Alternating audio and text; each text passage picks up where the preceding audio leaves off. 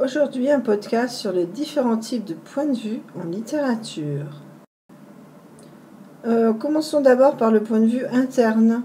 C'est ce que vous faites quand vous réfléchissez, vous pensez à quelque chose. C'est d'abord celui du personnage. On sait, on voit et on pense comme le personnage. C'est évidemment le plus facile à identifier. Pourquoi? Parce qu'en général, on utilise la première personne. Le je est un pronom très utilisé lors du point de vue interne. On rentre dans les pensées du personnage et ça donne une grande cohérence et une certaine simplicité au récit. Alors voici quelques formes où le point de vue interne est utilisé. Par exemple, le monologue intérieur, ce qu'on appelle aussi le courant de conscience, c'est-à-dire le fait de se projeter vraiment dans les pensées de quelqu'un, l'idée du témoignage. Bien sûr, c'est le point de vue privilégié lorsqu'il y a une autobiographie. Ça peut être un roman autobiographique, ça peut être une autobiographie au sens traditionnel du terme, ça peut être ce qu'on appelle aujourd'hui de l'autofiction, un peu comme le fait Duras ou bien encore Amélie Nothomb, plus contemporain. Ça peut être les mémoires, on a les mémoires du général de Gaulle par exemple. Ce point de vue implique aussi la capacité à se projeter dans le passé. Souvent, l'autobiographie, par exemple, est le résultat de nombreuses analepses, c'est-à-dire des retours en arrière. Et donc, c'est aussi caractéristique du point de vue interne. Notez le cas particulier du roman épistolaire. Je vous rappelle que le roman épistolaire, cela signifie un roman qui a été écrit sous forme de lettres. On a par exemple le célèbre roman de Choderlos de Laclos, Les liaisons dangereuses. C'est un cas particulier. Pourquoi? Puisqu'il s'agit d'une succession de points de vue internes qui sont différents, puisque chaque lettre est écrite par un personnage différent. Pardon. Je vais vous donner d'abord des exemples. Donc l'exemple 1 est extrait d'un roman que j'adore qui s'appelle L'amant de Marguerite Duras. Cet amour insensé que je lui porte reste pour moi un insondable mystère. Je ne sais pas pourquoi je l'aimais à ce point-là, de vouloir mourir de sa mort. J'étais séparée de lui depuis 10 ans quand c'est arrivé, et je ne pensais que rarement à lui. Je l'aimais, semblait-il, pour toujours, et rien de nouveau ne pouvait arriver à cet amour. J'avais oublié la mort. Vous voyez ici que c'est très caractéristique du point de vue interne, une abondance de je, par opposition, donc pronom personnel sujet, par opposition à ce pronom personnel objet qui va représenter cet amant dont elle nous parle dès le titre. Donc une grande cohérence du point de vue dans ce passage-là.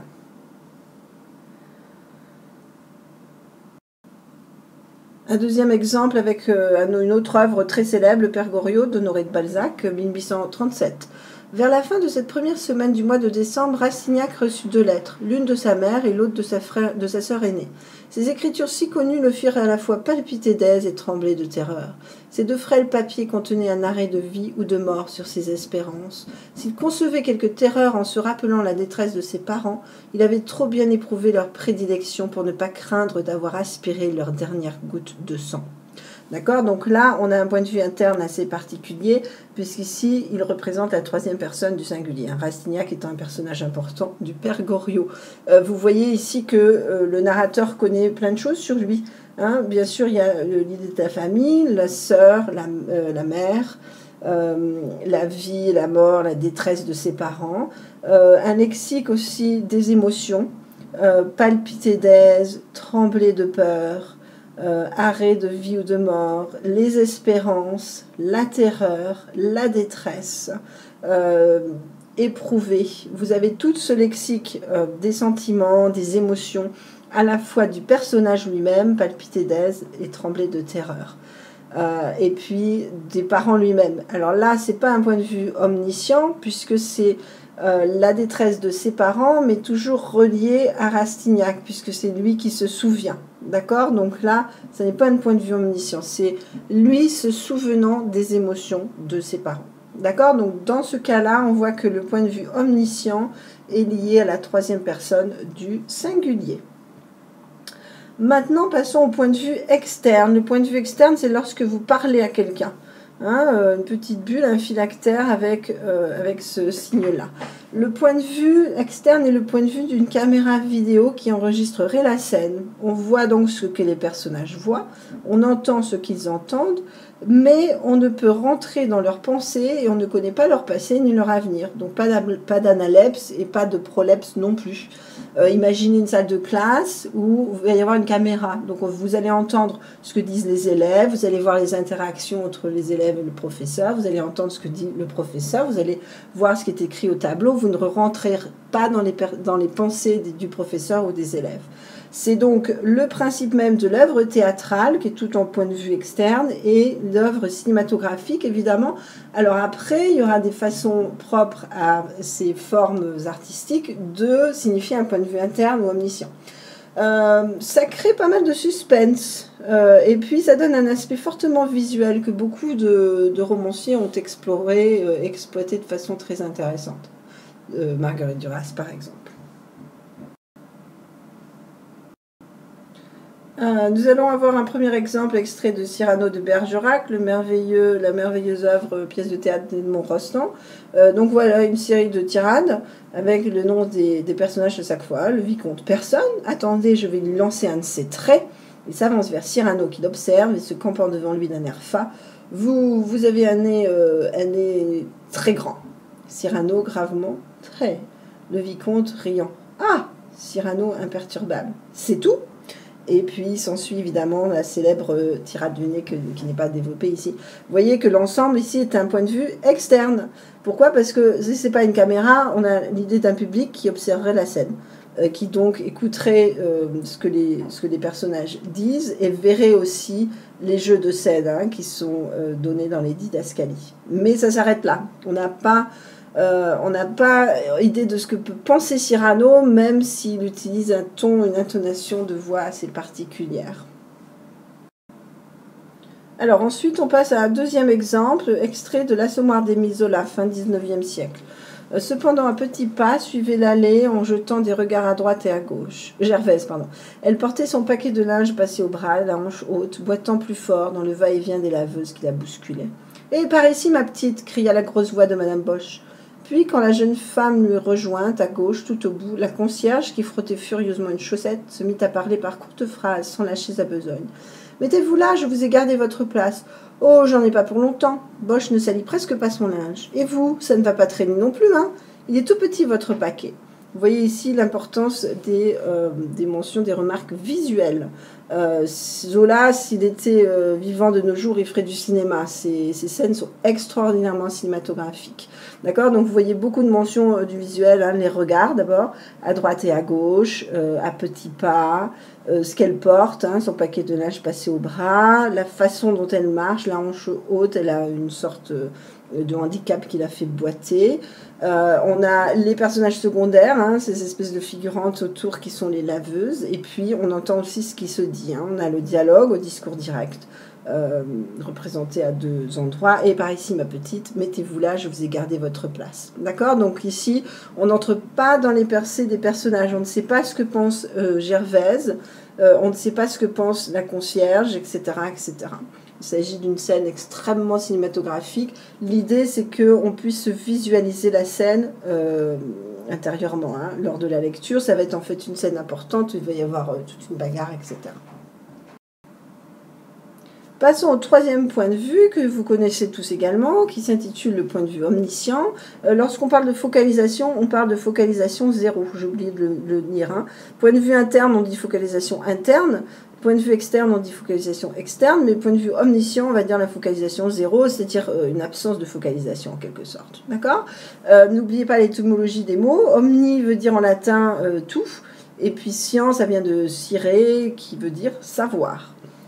On dit souvent que le point de vue omniscient est le point de vue de Dieu. Alors si vous pensez, si vous croyez en Dieu, ça va. Si vous n'y croyez pas, on peut expliquer d'une autre façon. L'idée, c'est que ce serait le point de vue de quelqu'un qui saurait tout, qui comprendrait tout, qui entendrait tout, et qui connaîtrait aussi tous les personnages, y compris leur passé, sous forme d'analepse par exemple, et leur avenir, sous forme de prolepse. Le point de vue omniscient se fait en général à la troisième personne. J'ai pas d'exemple en tête de première personne, mais si vous en avez, dites-le moi, je changerai ce podcast. Cela nous fait bien comprendre le passé, les motivations des personnages. Ça, je crois que c'est très important. évidemment pour la maîtrise du suspense et pour l'avancée de l'intrigue. Ça nous implique aussi beaucoup de choses au niveau du contexte. Ça nous montre souvent la force du contexte dans lequel les personnages évoluent. Et ça, c'est important, cette notion de contexte. Ça peut être un contexte social, ça peut être un contexte politique, ça peut être un contexte historique. Et dans ce que je vous ai montré, comme par exemple le Père Goriot de Balzac ou bien l'Assommoir de Zola, cette idée de critique sociale est très importante et donc c'est associé à ce point de vue omniscient. Nous avons un exemple, encore une fois, du Père Goriot d'Honoré de Balzac. Le voici, je ne vais pas le lire, donc vous pouvez faire une pause. Le point de vue omniscient est très intéressant ici. J'ai pas tout mis, hein. Il y a une petite coupure ici. Mais regardez par exemple cette phrase-ci. Dans cette illustre vallée de plâtras incessamment près de tombées et de ruisseaux noirs de boue, vallée remplie de souffrances réelles, de joies souvent fausses et si terriblement agitées qu'il faut je ne sais quoi d'exorbitant pour y produire une sensation de quelque durée. Vous voyez ici une généralité sur la scène dont il parle, vallée remplie de souffrances réelles, de joies souvent fausses. Le narrateur connaît beaucoup de choses sur la scène, sur les habitants, sur ce qui s'y trame. Souvent implique l'habitude, l'idée de souffrance, l'idée de fausseté aussi, de la joie, ce qui implique des circonstances très particulières. Donc on a ce point de vue omniscient qui est ici une sorte de généralisation que Balzac fait souvent dans son œuvre. Là intervient un peu le génie de Balzac, c'est pour ça que je vous l'ai donné ici, parce que là, non seulement il s'intéresse à la scène qu'il est en train de décrire, mais il va apostropher le lecteur. Ainsi ferez-vous, vous qui tenez ce livre d'une main blanche, vous qui vous enfoncez dans un moelleux fauteuil en vous disant « Peut-être ceci va-t-il m'amuser ?» Après avoir lu les secrètes infortunes du Père Goriot, vous dînerez avec appétit en mettant votre insensibilité sur le compte de l'auteur, en le taxant d'exagération, en l'accusant de poésie. Ah, sachez-le, ce drame n'est ni une fiction ni un roman, etc. D'accord? Donc, il pousse le point de vue omniscient jusqu'à utiliser le futur simple pour imaginer ce que le lecteur est en train de penser lorsqu'il est en train de lire ce qu'il a écrit. D'accord? Donc là, on a une utilisation très intéressante de la deuxième personne du pluriel et puis du discours direct où il imagine carrément les pensées d'un lecteur. D'accord? Donc c'est vraiment pousser le point de vue omniscient jusqu'au bout de la réflexion. Alors maintenant, quelque chose de très important, et je vous encourage vraiment à réécouter cette partie-là du podcast. C'est quelque chose qu'on ne trouve pas beaucoup sur Internet. C'est en fait la théorie du point de vue à l'épreuve des faits. Dans la réalité, les choses ne sont pas si simples. C'est-à-dire que vous n'aurez pas un livre avec juste un point de vue interne, juste un point de vue omniscient, juste un point de vue externe. D'accord ? Pourquoi ? La plupart des textes sont une sorte de mélange de différents points de vue en fonction de la narration et en fonction des intentions de l'auteur. Il faut donc savoir souvent identifier ces changements de point de vue ou alors des points de vue qui sont en quelque sorte des sortes de cas hybrides. Et le premier exemple que je vous donne, c'est celui de La Peste d'Albert Camus, ce chef-d'œuvre de 1947 que je vous invite tous à lire. Une belle photo de Camus, la seule photo que j'ai trouvée où il ne fume pas. Monsieur avait tendance à fumer tout le temps. C'est le début de ce roman qui s'intitule La Peste. Du reste, le narrateur, qu'on connaîtra toujours à temps, n'aurait guère de titre à faire voilard dans une entreprise de ce genre si le hasard ne l'avait mis à même de recueillir un certain nombre de dépositions et si la force des choses ne l'avait mêlé à tout ce qu'il prétend relater. C'est ce qui l'autorise à faire œuvre d'historien, bien entendu, etc. Je vous invite à faire la pause ici pour lire le texte. D'accord ? Alors, ici, on a un exemple de point de vue particulier. Camus s'est amusé avec la notion de point de vue et a créé une sorte de point de vue unique. Il parle de chroniques, de témoignages, de textes et d'une absence de confiance dans le langage. En particulier quand il dit il est peut-être temps de laisser les commentaires et les précautions de langage pour en venir au récit lui-même. D'accord ? Alors tout ça, ça nous montre qu'en fait il s'opère une sorte de distanciation et qu'il essaye vraiment de créer une sorte de point de vue détaché, un point de vue qui serait externe sur les événements qu'il va raconter et qui va être, les événements vont être basés sur cette épidémie de peste qui va frapper la ville d'Oran. Donc, on a l'utilisation au moins une intention de point de vue externe. D'accord ? Le problème de cela, c'est qu'on a quand même l'idée d'un narrateur qui parle de lui à la troisième personne, tel Napoléon moderne. Donc il parle de lui à la troisième personne. Et puis il s'entoure de mystère, puisqu'il ne dit pas qui il est. Il ne se dévoile pas en tant que narrateur. Il a aussi une sorte d'absence de confiance dans l'objectivité de son point de vue à lui. Hein. Il dit ce qu'il prétend relater. On a l'impression qu'il n'est pas sûr de pouvoir être à la hauteur de sa tâche. Hein. C'est ici dans le texte, tout ce qu'il prétend relater. Comme s'il n'allait pas pouvoir être à la hauteur de cette objectivité, de cette distanciation dont il a fait preuve au cours du début de l'œuvre. D'accord ? On a aussi l'existence de figures de style. Regardez l'anaphore, elle est jolie. Il se propose encore. On a une sorte d'anaphore qui crée un effet d'emphase. Assez incompatible avec cette idée de distanciation qu'on avait mise en valeur. D'accord ? Donc on a véritablement une sorte de subjectivité sous-jacente du récit qui est en contradiction avec ce point de vue externe qu'il essaye de mettre en œuvre. D'accord ? Donc là, Camus nous donne l'occasion de lire un point de vue très particulier qui est fait d'un mélange unique de point de vue omniscient et de point de vue interne. Deuxième exemple, j'en reviens toujours à la même, qui est l'amant donc de Marguerite Duras. Voici la photo de Marguerite Duras à 15 ans, hein, lorsqu'elle vit les événements qu'elle va raconter dans ce livre, et puis beaucoup plus tard, lorsqu'elle va avoir toute une carrière de romancière très célèbre. Voici le texte, je vous invite à faire la pause du podcast et à le lire. Dans ce texte, on a un exemple très intéressant de passage d'un point de vue à un autre. On a d'abord un point de vue interne. Hein, vous avez vu qu'il y a la première personne, le jeu. Hein, que je vous dise encore, j'ai 15 ans et demi, blabla, mes livres, il me regarde, j'ai déjà l'habitude qu'on me regarde. D'accord ? Donc sans aucun doute, un point de vue interne. Pourtant, dans la suite du texte, hein, dans le même texte, on a un passage à la troisième personne. Il regarde la jeune fille, c'est toujours elle, hein, elle parle d'elle-même. Il vient vers elle, il lui offre une cigarette. Donc on a franchement un passage très très net, d'un point de vue interne à un point de vue omniscient. D'accord ? Alors en plus de ça, on a un dédoublement. Ce jeu est double, est véritablement double. D'accord ? Pourquoi ? Parce qu'on a le mélange de deux jeux différents. On a le jeu de l'écrivaine qui écrit son autobiographie, hein, puisqu'elle mentionne les livres qui ont déjà été écrits. Et puis on a le jeu de la future écrivaine, d'accord ? Donc on a le jeu de l'écrivaine adulte, même assez âgée, qui écrit, et puis le jeu de cette jeune fille de 15 ans qui va vivre son premier amour, d'accord ? Alors je vais essayer de vous montrer où ça se trouve.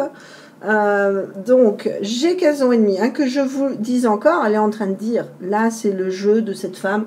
Le roman a été publié quand elle avait 70 ans. Je ne sais pas à quelle époque elle l'a écrit, sans doute 1 ou 2 ans avant. Disons 70 ans. Que je vous dise encore, elle est en train de parler maintenant à son lecteur, elle a 70 ans. J'ai 15 ans et demi, elle a 15 ans et demi. D'accord ? On a deux jeux complètement différents ici. Et donc, dans Marguerite Duras, on a une superposition. D'accord ? On a le point de vue interne qui représente le temps de l'écriture, qui se superpose au point de vue externe, qui est celui de la rencontre, qui est raconté très cinématographiquement par Marguerite Duras. Je vous rappelle qu'elle était aussi cinéaste, d'accord ? On a aussi l'idée d'un point de vue omniscient qui représenterait la narratrice telle qu'elle est de nos jours, d'accord ? Alors, en résumé de tout ça, ça fait beaucoup de choses, mais qui sont importantes. On a un point de vue interne qui représente un seul personnage, c'est la première personne du singulier ou la troisième personne du singulier. On a un point de vue externe qui représenterait une caméra vidéo qui filmerait une scène, hein, même si c'est pas du temps du cinéma. Zola était très cinématographique déjà. Et puis le point de vue omniscient qui représenterait ce qu'on appelle couramment le point de vue de Dieu, qui connaît tout le présent, le passé, l'avenir. Mais notez aussi des changements de point de vue très fréquents, et c'est ça qui est le plus important et le plus intéressant aussi à étudier dans les textes. Et aussi, chez les plus grands romanciers, la création de points de vue particuliers, qui sont des points de vue que j'appellerais hybrides. Donc chez les plus grands romanciers et romancières, j'ai cité Camus, j'ai cité Duras. D'accord ? Alors, donc les romans, on a tous ces points de vue-là. Le théâtre, je vous rappelle que c'est plutôt un point de vue externe. Et puis, je ne vais pas mentionner ça, mais la poésie sera plutôt aussi des points de vue internes. Hein. C'est souvent lié à un jeu qui va donner ses sentiments, ses émotions. Voilà, merci beaucoup et à la prochaine fois.